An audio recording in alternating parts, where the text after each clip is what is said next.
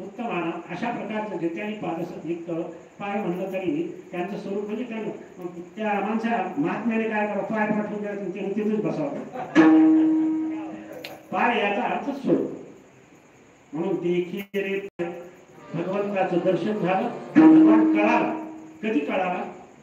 11व्या अध्यायात विश्वरूप गीतेत झालं दाखविलं आणि नेलसित गांडिया म्हणले आणि मग यावर भगवान कळाला. सखे येते महत्वा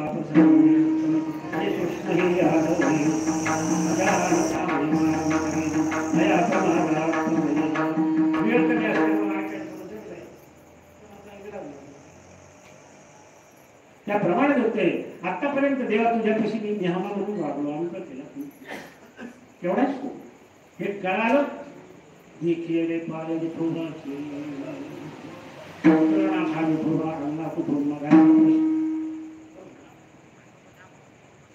मत्स्य कुर्माधिक सगळे अवतार अनंत अवतार झाले, पण त्याचं उत्तर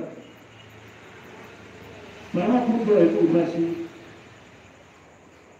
पंडित प्राण धारून करशील. एके दिवशी मी नम्र गुरुजी म्हणून मी चातुर्मास्यात शिकत असताना नम्र गुरुजी म्हणून पुरुषाच्या त्या पत्र्याच्या बारीची पूजा करून राहतो. मी सहज इकडून आलो आणि आपल्या खासगीवाड्याच्या मठाच्या पुढून अमळनेरकरांच्या मठापासून अमळनेरकरांच्या मठाच्या गुळीतून मला कुठं चाललाय? नम्र गुरुजीकडं संस्कृतचा पाठ असतो त्यावेळेस. जाऊ दे म्हणे, मी सांगा चल माझ्यावर. तिथं मला काय एकच मला लिहायला येत नव्हतं. चल कधी ते कुठं कॉलेजचे लेक्चर चल म्हणजे चल गेलो कुकर म्हणजे तिथं नाम हे किती श्रेष्ठ हे सांगत असताना शास्त्री पण बोलता बोलता आणि शास्त्री बोलून गेले की प्रत्येकाने संध्याकाळी विष्णू सहस्रनाम म्हणावं घरात शांत मला. एवढं लक्षात नाही. परमपूज्य रसिक कंदारकर महाराज जेव्हा विष्णू सहस्रनाम येत नसलं तर काय करावं म्हणजे हरिपाठ म्हणा.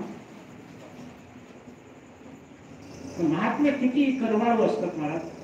महाराजांनी विचारलं कंदारकर महाराजांनी म्हणजे याच्यात नरसिंहाचं नावच नाही. महाराजांनी सांगितलं नरसिंहाचं हरिपाठ म्हणजे हरी म्हणजे काय? आता हरी म्हणजे घोडा, हरी म्हणजे सिंह, हरी म्हणजे आणि माकड असा या अर्थ होतो. सिंह म्हणलेच नाही.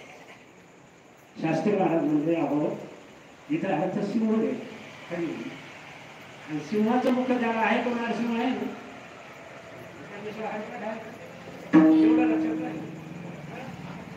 त्यावेळेस एक जणाने प्रश्न विचारला, महाराज तुमचा विठ्ठल आला कुठे? थोडस बाजूला घेऊन मी असं म्हणायला काय हरकत नाही.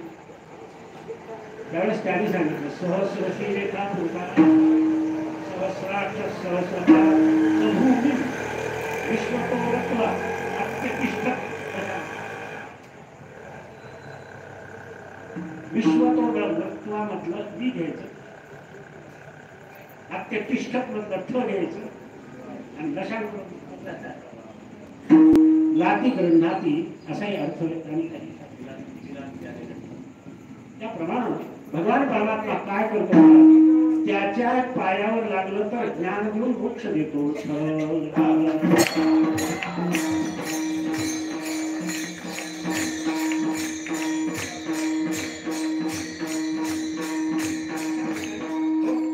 म्हणून देखील पाय